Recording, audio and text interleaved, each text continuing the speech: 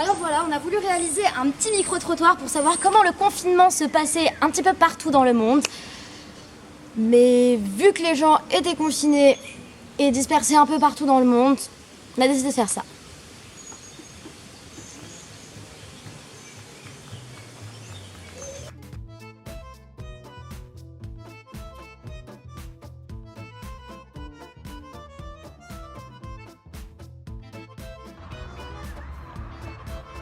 Alors pour commencer, coucou Kikou les compagnies, les copinous, coucou tout le monde.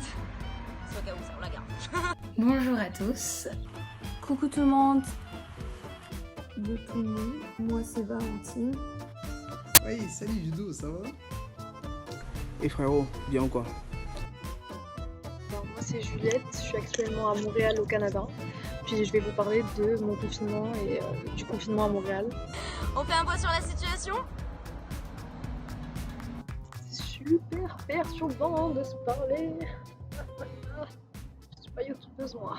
Je suis actuellement aux États-Unis, à San Jose, en Californie. Donc San Jose, c'est un peu, c'est représentatif de la Silicon Valley. C'est un hub hyper technologique. Toutes les compagnies IT sont là. Donc quand le confinement a commencé, j'étais un peu au centre des événements technologiques et de tout ce qui se passait autour de ça, les tracking devices. Les États-Unis ont commencé à gérer le truc de manière très intéressante parce que ça a commencé par rien. Et puis du jour au lendemain, c'était les mesures de sécurité, c'était les masques obligatoires. C'était vraiment, on a tout vu. Donc je vais un peu vous faire le tour de ce qui s'est passé ici et de comment je l'ai vécu. Bon, pour l'instant, tout le monde est en quarantaine. Je dirais semi-obligatoire. Parce qu'en soi, elle est pas vraiment obligatoire, mais bon, tout le monde est en quarantaine. Une bonne partie des Russes, ils prennent pas trop au sérieux la situation. Il y en a beaucoup, ils croient que c'est une théorie de complot, et que c'est le gouvernement qui complote quelque chose contre eux, quelque chose comme ça, que le virus c'est pas réel, ou que c'est créé par les Américains. J'ai entendu de ces théories. J'ai entendu une théorie, c'était que le virus il a été créé par les Américains, parce qu'ils avaient des mauvaises relations avec les Chinois et l'Italie. Ça, c'était il y a genre 2 mois. Je dis, mais ça n'a aucun sens. Les Américains, ils ont niqué tout leur peuple et toute leur économie pour ça. Bon, en tout cas. Ça, c'est le consensus ici. Je dirais pas c'est le consensus, mais il y en a pas mal qui croient ça. Après, une bonne partie des gens sont disciplinés, ils restent chez eux. T'as quand même des gars qui sortent, mais bon, voilà. C'est assez mixte. C'est pas aussi discipliné qu'en Italie. Ici, les gens, une bonne partie d'entre eux n'y croient pas. Prennent pas trop ça au sérieux. Mais c'est déjà ça. Actuellement je me trouve à Rome, en Italie, parce que je suis étudiante Erasmus là-bas. Et donc je vais vous expliquer toute mon expérience que j'ai vécue à travers le coronavirus et la quarantaine. Donc tout a commencé en mars. Moi je suis arrivée mi-février à Rome. Et début mars, la quarantaine est annoncée. C'était assez incroyable parce qu'on était le premier pays en Europe à être confronté à la crise du coronavirus. Et moi j'y croyais pas du tout à ce moment-là. J'étais en road trip avec mes copines. J'étais vraiment pas du tout à jour sur la crise que l'Italie vivait. Donc là, juste, je comprends qu'on doit rentrer vite à la maison, à Rome. Et ça n'a pas été facile parce que vraiment la transition, libre, pays libre et quarantaine, elle a été très... Bah, il n'y en a pas eu en fait. C'est que vraiment, ça a été annoncé le lendemain, il n'y avait plus du tout de moyens pour rentrer et tout. Ça a été super compliqué pour rentrer. Mais bon, j'ai réussi à rentrer, heureusement pour moi. Et après, donc, la quarantaine a commencé. Mes colocs m'ont annoncé que pendant la quarantaine, ils ne seraient pas à l'appartement. Donc, du coup, j'ai eu un grand appartement pour moi toute seule. Au début, ça me faisait grave flipper parce que c'est la première fois de ma vie que je vis vraiment toute seule, toute seule, toute seule. Et là, avoir un grand appartement pour moi toute seule, je me suis dit, oula, ça, c'est les problèmes. Mais en vrai, ça a été. Je me suis blessée un petit peu, mais en vrai, ça a été. Et c'était pas facile non plus d'être 2 mois toute seule, toute seule, toute seule. Je pense que je me suis construite de nombreuses personnalités qui m'ont permis de survivre pendant la quarantaine contre l'ennui. Mais en vrai, franchement, ça a été un peu banal ce que je vais dire, mais en vrai, avec le recul, vraiment, je suis contente de l'avoir fait toute seule parce que, putain, pourquoi je joue avec ce putain de stylo? Parce qu'avec la quarantaine, le retour, vas-y, il m'a perturbé ce stylo, putain. Bref, pardon pour la vulgarité. Genre, ça m'a permis de faire des trucs que j'avais jamais le temps de faire, et aussi de penser à des choses et à réfléchir à plein de choses. Donc, bref, c'était nécessaire, ça m'a fait du bien. Donc, je suis contente d'avoir fait cette quarantaine et vraiment, je suis contente de de pas avoir cédé à l'envie de rentrer en France parce que j'avoue que je me suis remise plein de fois en question, mais finalement, je me suis dit, ok, t'as travaillé dur pour être à Rome. Tu peux bien attendre 2 mois toute seule, te faire un peu de mal pour après vraiment encore plus apprécier le fait que tu sois à Rome. Et c'est le cas actuellement. Après, voilà quoi, j'ai des cours en visio parce que j'ai l'université ici. Finalement, je les suivais pas, j'apprenais de mon côté. Mais donc ouais, là maintenant, je fais ma petite vie à Rome et j'ai prévu de rentrer début juillet. Parce que quand même la famille elle me manque et les copains aussi et qu'à un moment donné c'est bon quoi, genre vraiment à force d'être toute seule, je vais devenir associable, hein. Mais donc voilà. Bah écoute, ici au Liban, bah, les gens n'acceptent pas du tout l'idée du confinement, puisque tu vois, il y a des gens qui sont en train de sortir, comme s'il n'y avait pas du Covid-19, il n'y a pas du confinement. Mais en tout cas, ouais, ça va. Bah, pour nous les jeunes, moi je trouve le confinement c'est un cadeau, parce que je reste chez moi, j'ai rien à faire. J'ai réussi mon bac avec moindre de stress. Alhamdoulilah. Ouais, c'est ça, moi je pense que le confinement c'est un cadeau pour les jeunes. Je m'appelle Esma, je suis algérienne, je suis étudiante en Angleterre et je suis bloquée ici depuis le début du confinement. Donc, depuis le début de la pandémie, quoi. Donc, je suis venue aujourd'hui pour vous faire part un petit peu de mon expérience. Je suis avec ma soeur et ma pote, donc ça c'est déjà bien parce que moi j'ai de la compagnie. Donc pour commencer, il faut savoir déjà qu'en Angleterre, le pays n'a jamais vraiment pris de mesures drastiques par rapport à ce qui se passe en fait. Donc on n'est jamais vraiment allé à un full lockdown. Je trouve que les lois sont beaucoup plus souples comparées à d'autres pays parce que déjà là, on a le droit de sortir sans dérogation ni rien. Donc on peut sortir même si tout est fermé. Voilà, donc à un moment donné, ça devient plus très intéressant de sortir, mais bon. Voilà, donc en gros... Et puis donc ce que je fais de mes journées en fait, ben, j'essaie de m'occuper, ben, comme tout le monde.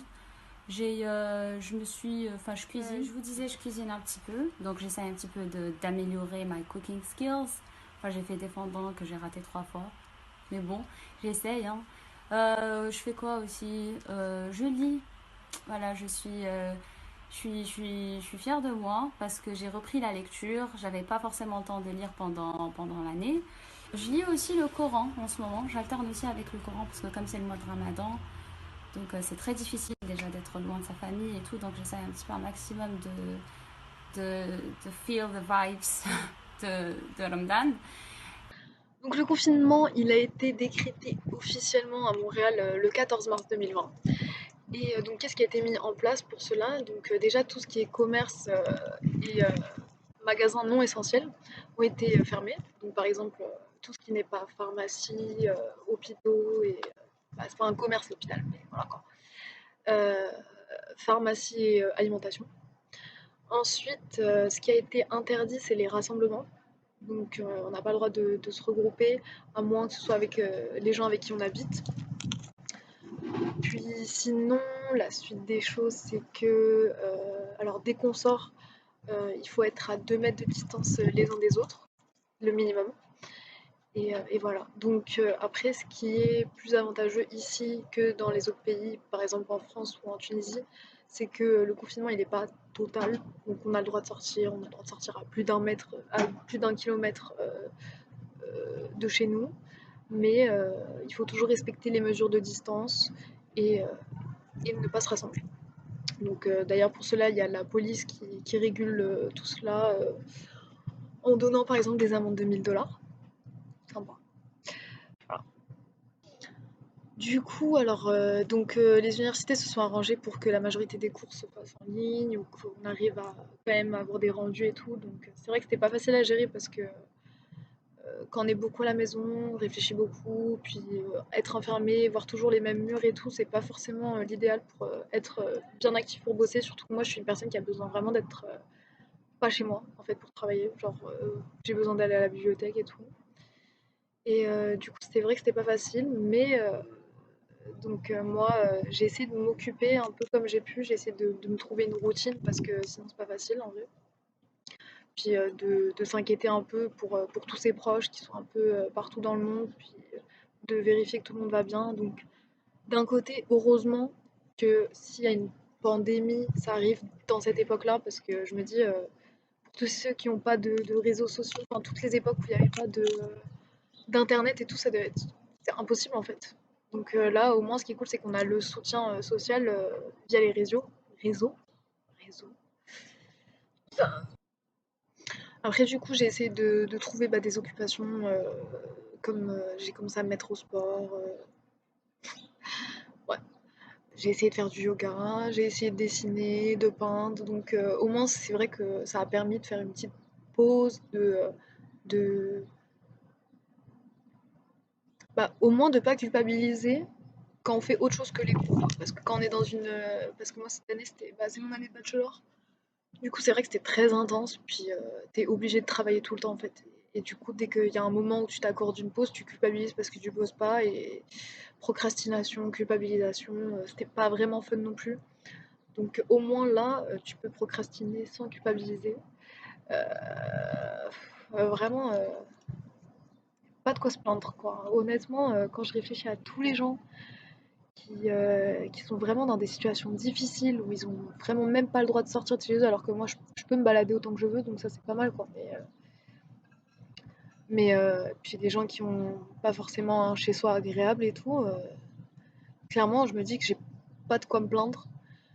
Mais c'est vrai qu'après, le mental ça travaille très très vite et très très fort.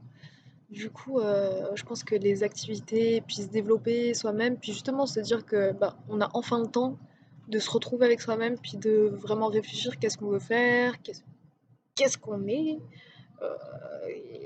et tout ça, au moins ça laisse pas mal de temps sur ça, sur développer ses passions. euh, donc voilà, donc c'est vrai que moi j'ai pas mal bossé sur ça. Par exemple sur internet, il y a eu plein de choses niveau créativité, art et culture qui se sont mis en place, qui ont été ouverts au public. Donc il y a eu pas mal par exemple des MOOC, c'est des Massive Open Online Courses. Et du coup, il y a pas mal de formations, que ce soit sur l'histoire de l'art ou le design ou sur le web ou JavaScript. Il y a pas mal de trucs qui sont ouverts, puis il y a pas mal de musées aussi qui ont décidé de faire des expositions. Tiens, ce que je suis jamais arrivée. Hein. Donc, juste faire un petit topo de qu'est-ce qui se passe au Québec, au Canada. Premièrement, on est la province qui a plus de cas. C'est sûr, c'est plus la région de Montréal qui est plus atteinte. C'est eux qui ont le plus de cas dans tout le pays. Ça fait depuis une semaine qu'on est en déconfinement. Les écoles primaires ouvrent lundi. Il y a certains commerces qui ont commencé à ouvrir. Les mesures de distanciation sociale, les gens ne les respectent plus. Par la suite, les régions qui ont été fermées avec des barrières policières, ils commencent tout à réouvrir à partir du 18 mai. Donc pour commencer, disons que à la télé passait un médecin, soi-disant un médecin, et il disait comme quoi le coronavirus, donc il ne faisait pas peur à la Serbie, que c'était le virus le plus drôle qu'il y avait, et que vu que les femmes elles avaient un haut niveau de estrogène dans leur corps, elles devraient aller faire leur shopping à Milan pendant qu'il y avait des soldes et pendant que les vols n'étaient pas chers. Donc ça a duré très peu de temps, donc avec l'explosion du coronavirus début mars. Là, ils ont commencé à prendre peur et face à la réaction de l'Europe, ils se sont dit, bon, on va confiner nous aussi.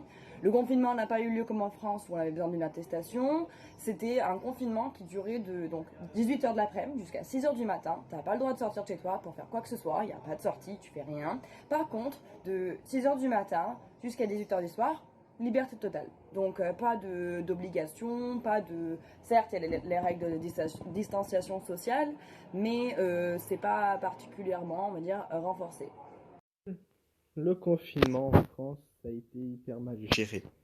Ça a été géré par des incapables, des incompétents. Tout le monde voyait que c'était des mensonges. On a Internet qui nous permet d'avoir les informations en temps réel de partout dans le monde, des spécialistes qui sont contredits par des incompétents, des polémiqueurs professionnels, les Cohen et je ne sais quoi. Ouais, la situation sur le corona en Côte d'Ivoire, ça va. Là, ça va. On est à plus de 1700 cas. On a un taux de guérison qui est au-delà de 45%. Donc ça va, on gère encore. Le pouvoir a mis, disons l'État a mis des dispositions pour que tout le monde puisse respecter.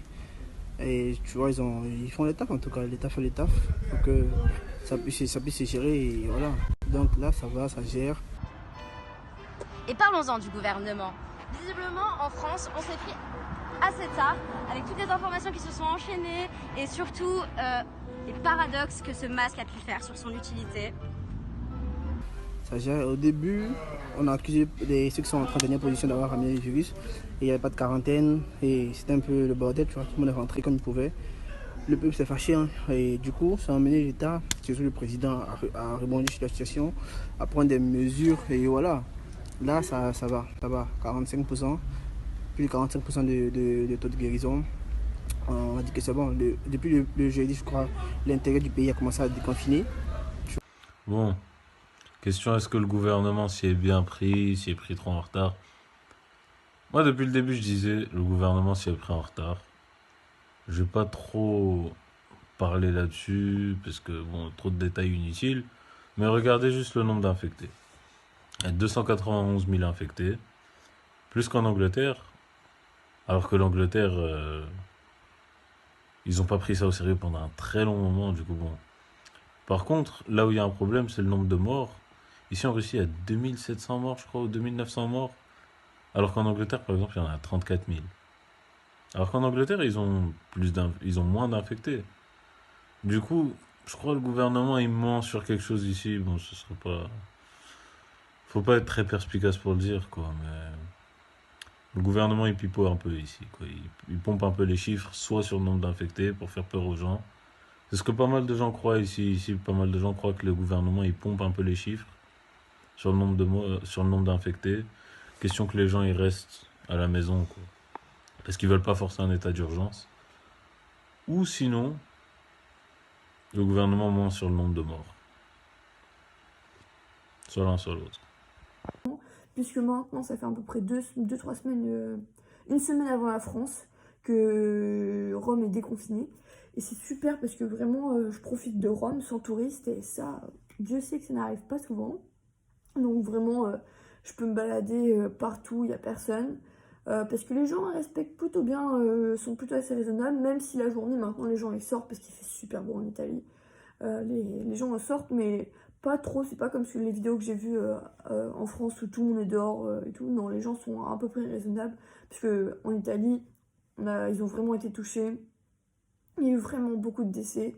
Et surtout qu'ils savent que si eux l'attrapent, c'est pas seulement eux, c'est leurs parents, leurs grands-parents. Parce que l'Italie ça vit en famille. Donc du coup, ils pensent à tout le monde.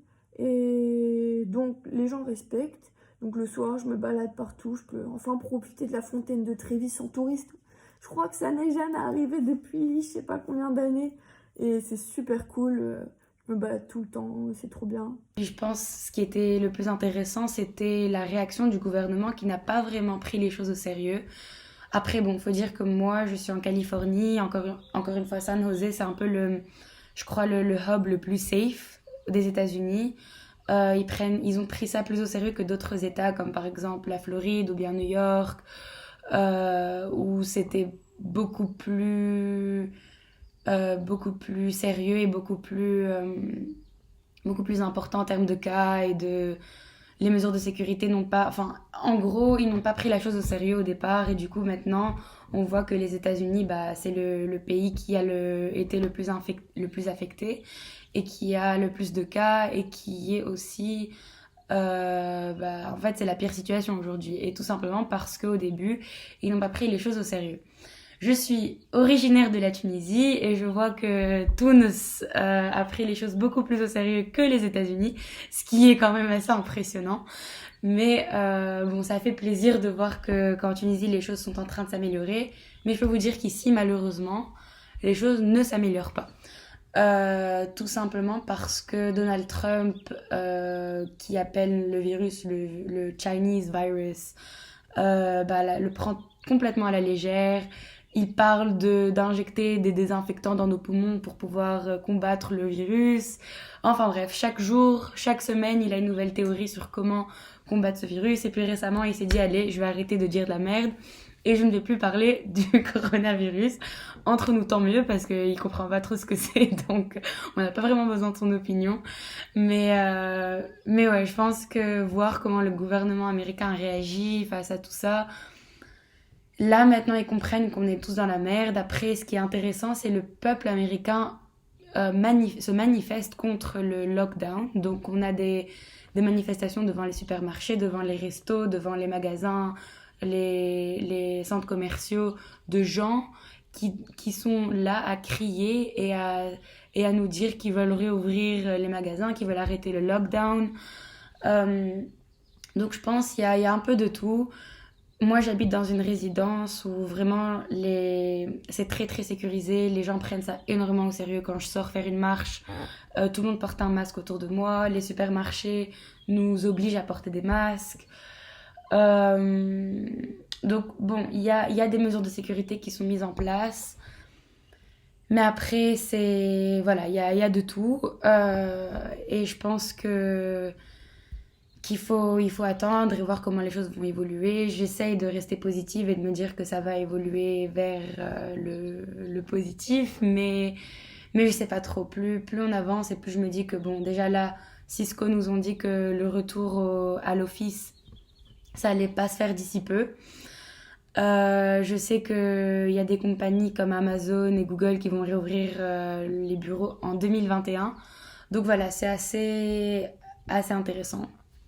Ensuite, pendant les week-ends, ils étaient complètement confinés. Donc pas de sortie de 18h vendredi jusqu'à 6h du matin lundi. Les grands-parents, c'est-à-dire ceux qui avaient plus de 65 ans, ils avaient le droit de sortir 4 heures dans la semaine. C'était, je pense, le dimanche de 4h à 8h du matin. Comme ça, ils croisent personne. Et comme ça, ils sont pas, on va dire, des personnes à risque qui peuvent tomber malades et mourir facilement. Voilà. Donc, ils prévenaient aussi, par exemple, pour le 1er mai, pour la fête du travail, au lieu, comme tout pays normal, de prévenir en avance combien de temps vous allez être confinés. Pour le 1er mai, pour éviter que les Serbes aillent à leur maison de vacances, qu'ils fassent des barbecues, qu'ils se retrouvent et qu'ils propagent le corona, ils ont prévenu 2 jours en avant que le week-end, c'est-à-dire le week-end prolongé de 3-4 jours, allait être complètement confinés, pas le droit de sortir. Et ça, ils l'ont prévenu 1 ou 2 jours avant. Donc rien de on va dire, tu peux pas t'organiser dans ta vie, c'est vraiment, tu l'apprends du jour au lendemain. Le président, il se fait passer pour le sauveteur, donc c'est le père sacré, il est là, il apparaît à la télé 1 jour sur 2 ou sur 3, qui fait ça? Macron, il n'a pas fait ça. Sinon, c'est la première ministre qui apparaît. Il a même promis que l'économie serbe allait être la plus grande et la plus forte de toute l'Europe cette année, et la croissance aussi. Il a dit que lui-même, il irait aux usines de respirateurs pour en créer, pour pouvoir sauver son peuple, parce que c'est le roi et c'est vraiment le père qui protège tout le monde. Mais sinon, il y a été émise des peines de prison pour des jeunes qui n'ont pas respecté le confinement. Aussi, il y a une jeune expat, donc c'est une jeune de, une vingtaine d'années, qui est rentrée de l'étranger. Et en rentrant de l'étranger en Serbie, il fallait passer 2 semaines en auto-isolation. Elle l'a pas fait. Elle s'est fait arrêter. Il lui a enlevé son téléphone, tout moyen de communiquer avec sa famille. Elle était on sait pas où, en état d'arrestation pendant plus de 2 semaines, avec aucun contact avec sa famille. super légal, on va savoir. Ensuite, la Serbie, elle a des mesures très particulières, et là elle-même elle les a complètement relâchées depuis je pense une dizaine de jours, même plus. Alors que c'est le pays qui montre le plus, on va dire, le plus de croissance dans le cas du coronavirus de 2019 sur toute l'Europe de l'Est. Donc à côté de la Croatie, de la Grèce, la Bosnie, tout ça, la Serbie a le plus de cas et ça a augmenté le plus rapidement possible dans ce pays-là. Et voilà, ils ont décidé de le relâcher. Mais pendant qu'il y avait encore le corona, donc comme à partout dans le monde, à 20h, tout le monde applaudissait pour le personnel soignant et pour les personnes qui sont là tous les jours à se sacrifier pour sauver d'autres. Et à 20h30, il y avait des applaudissements, et donc tu vas sur ton balcon avec une casserole et quelque chose avec laquelle tu tapes, et ça c'était une protestation politique. Du coup c'était l'opposition qui se faisait entendre via ces balcons. Et puis pour contrer ça, juste après, l'État, entre guillemets, les autorités ont payé des gens pour se pointer avec des gros caissons et envoyer hyper fortement la musique et des sons en disant comme quoi la personne en autorité qui est chargée de l'opposition, que c'était un voleur. Donc là, il y a un relâchement total du confinement. Ma famille me dit comme quoi c'est comme s'il n'y avait jamais eu de confinement. Les universités et les écoles sont devenues obligatoires, donc c'est pas comme en France ici où tu peux choisir si tu as envie de t'exposer à un virus. Et on attend simplement que ça reparte. Mais bon, ils ont tout relâché pour qu'il puisse y avoir des élections, pour bien sûr que le président puisse rester au pouvoir. Voilà. Comment le gouvernement français a réagi face au Covid?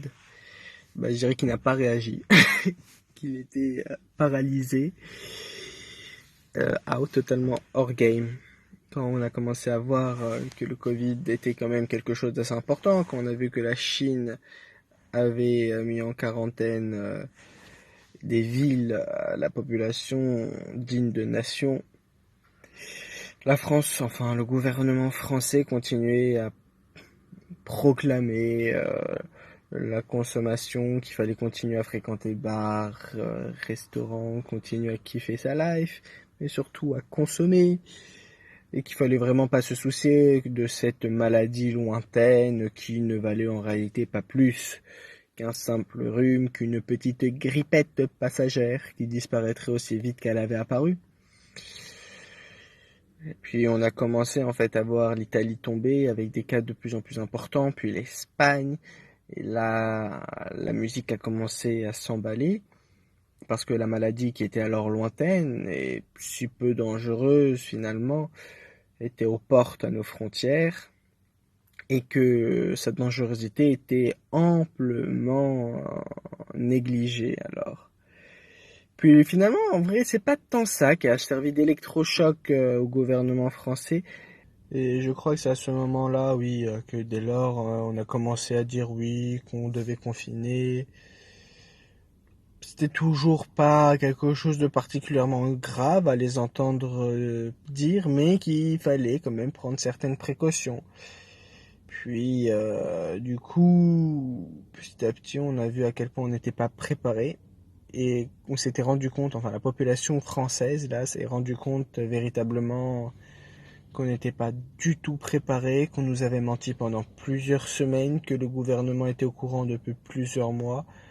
Il était au courant déjà de par la Chine, qu'ils avaient prévenu assez tôt, parce que bon, même s'ils avaient légèrement triché d'une semaine, c'est vrai, avec les connivences on a du mal à distinguer avec l'OMS. Peut-être qu'il y a eu un petit retard d'une semaine, mais au final, il restait quand même plus largement le temps en fait de mettre en place les mesures les plus basiques, comme la réquisition des entreprises pour pouvoir mettre en place une chaîne de production de masques ou du gel hydroalcoolique, qui ont véritablement, à un moment on n'avait même pas de gel hydroalcoolique, c'était terrible. C'était pas tant l'alcool qui manquait d'ailleurs que les bouteilles en plastique, enfin bref, assez ridicule. Tout ça était très ridicule. On avait des cas de personnes qui allaient dans les principautés, que ce soit d'Andorre ou autre, Luxembourg, pour pouvoir aller récupérer quelques litres de gel hydroalcoolique. Enfin bref. Ça, c'est des épisodes mineurs, mais tout à fait sympathiques, qui montrent à quel point le gouvernement français était incompétent. Donc on manquait de tout, et aucune mesure n'avait été prise.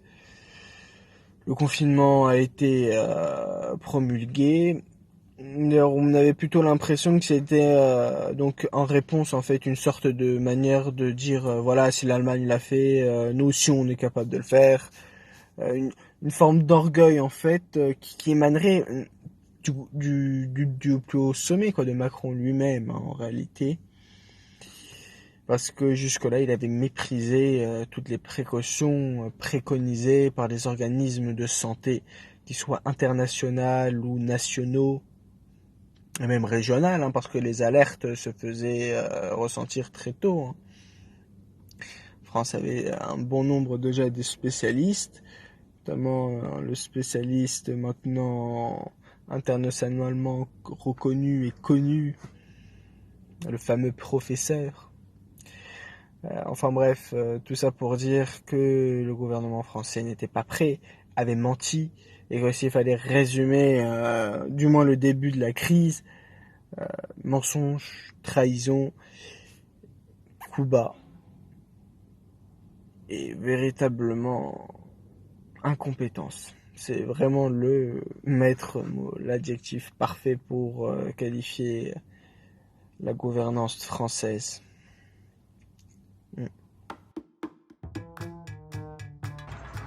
Bref, en tout cas, tout se passe plutôt pas mal de mon côté. Mais il faut avouer que le monde extérieur est devenu différent. La population est déconfinée, les gestes barrières restent toujours, entre guillemets, fortement recommandés. Mettre des traçages au sol pour assurer la distance de sécurité, ou mettre des barrières de sécurité dans les places très fréquentées, qui font en aucun cas des gestes barrières. J'espère bien qu'on en tire au moins de nouvelles valeurs humaines. Et le moral aussi peut en prendre un coup. Je vous avoue que j'ai un petit peu la flip de revoir mes potes. En France, d'accord. C'est marrant.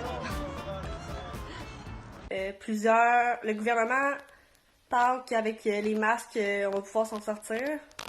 C'est sûr qu'on se déconfine pour pouvoir faire attention à l'économie, mais on est sûr qu'il va y avoir une deuxième vague à l'automne. Donc les universités et les cégeps, eux, ils vont pas rouvrir en classe à partir de décembre.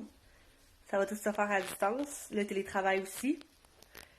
Sinon, avec les États-Unis, ben, le président, lui, veut rouvrir